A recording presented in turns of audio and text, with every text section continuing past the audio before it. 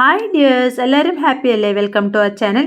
ഇതാണ് ചിക്കൻ പള്ളിപ്പാളയം. പള്ളിപ്പാളയം എന്നത് തമിഴ്നാട്ടിലെ ഒരു സ്ഥലമാണ്. വളരെ കുറച്ച് മാത്രം ഇൻഗ്രീഡിയൻസ് ആണ് നമ്മൾ ഇതിനായി ഉപയോഗിക്കുന്നത്. 1 കിലോ ചിക്കൻ, 35ഓളം ചെറിയുള്ളി, 1 കുടം വെളുത്തുള്ളി, 10 കുരുക്കളഞ്ഞ വറ്റൽമുളക്. ഇതാണ് മെയിൻ ഇൻഗ്രീഡിയൻസ്. ഒരു കടായി അടുപ്പത്ത് വെച്ച് അതിലേക്ക് 3 ടേബിൾ സ്പൂൺ വെളിച്ചെണ്ണ ഒഴിച്ച് അതൊന്ന് ചൂടായി വരുമ്പോൾ 1/2 ടീസ്പൂൺ കടുകും 2 ടീസ്പൂൺ ഉഴുന്നുപരിപ്പും ഇട്ട് ഉഴുന്നുപരിപ്പ് ഗോൾഡൻ കളർ ആവുന്നത് വരെ വഴറ്റണം. ഇതിലേക്ക് 1 പിടി കറിവേപ്പിലയും 10 വറ്റൽമുളക് കുരുക്കളഞ്ഞത് കൂടിയിട്ട് ഒന്നുകൂടി വഴറ്റാം. ഇതിലേക്ക് കുറച്ചധികം ചെറിയുള്ളി മുറിച്ചതും 1 കുടം വെളുത്തുള്ളി മുറിച്ചതും പിന്നെ കുറച്ച് ഉപ്പ് കൂടിയിട്ട് ഉള്ളി ഗോൾഡൻ കളർ ആവുന്നത് വരെ വഴറ്റിയെടുക്കാം. ഇതിലേക്ക് എരിവിന് വറ്റൽമുളക് മാത്രമേ ഉപയോഗിക്കുന്നുള്ളൂ. 1/4 ടീസ്പൂൺ മഞ്ഞൾപ്പൊടി കൂടിയിട്ട് വഴറ്റി പച്ചമണം മാറുമ്പോൾ ഇതിലേക്ക് 1 പിടി തേങ്ങാക്കൊത്ത് ഇടണം. തേങ്ങാക്കൊത്ത് കുറച്ച് വലുതായി വേണം മുറിക്കാൻ. ശ്രദ്ധിച്ചല്ലോ, ഇതിൽ ഗരം മസാല, തക്കാളി, ഇഞ്ചി ഇവയൊന്നും ഉപയോഗിക്കുന്നില്ല. നേരെ ഇതിലേക്ക് ചിക്കൻ ഇട്ട് 5 മിനിറ്റ് വഴറ്റാം. വീട്ടിലുള്ള വളരെ കുറച്ച് ഇൻഗ്രീഡിയൻസ് ഉപയോഗിച്ച് അടിപൊളി ടേസ്റ്റി ആയിട്ടുള്ള ഒരു ഐറ്റമാണ് നമ്മൾ ഉണ്ടാക്കുന്നത്.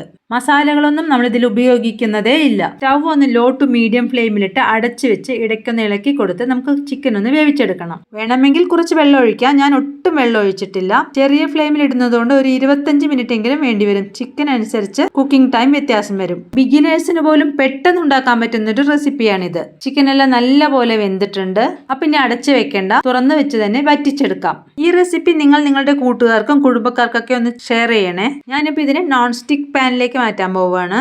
ചിക്കൻ്റെ കളറൊക്കെ മാറി ഡാർക്കായി നല്ല റോസ്റ്റായി വരുന്നത് വരെ നമുക്കിത് വഴറ്റിക്കൊണ്ടിരിക്കണം. ഫ്ലെയിം ഒന്ന് കുറച്ച് വെച്ച് ഇടയ്ക്ക് മാത്രം ഇളക്കിയാൽ മതി. പള്ളിപ്പാളയം ചിക്കൻ അങ്ങനെ റെഡി ആയിക്കൊണ്ടിരിക്കുകയാണ്. ചിക്കൻ്റെ കളറെല്ലാം മാറിയിട്ടുണ്ട്. തേങ്ങയൊക്കെ എത്ര സോഫ്റ്റ് ആയിരിക്കണമെന്ന് നോക്കൂ. ഉറപ്പായും നിങ്ങൾ ഇതൊന്ന് ഉണ്ടാക്കി നോക്കണം. എന്നിട്ട് അഭിപ്രായം അറിയിക്കണേ. അവസാനമായി കുറച്ച് കറിവേപ്പിലയും 1 ടീസ്പൂൺ വെളിച്ചെണ്ണയും കൂടി ഒഴിച്ച് ഒന്ന് മിക്സ് ചെയ്യാം. അടുത്ത ദിവസം അടുത്ത വീഡിയോ.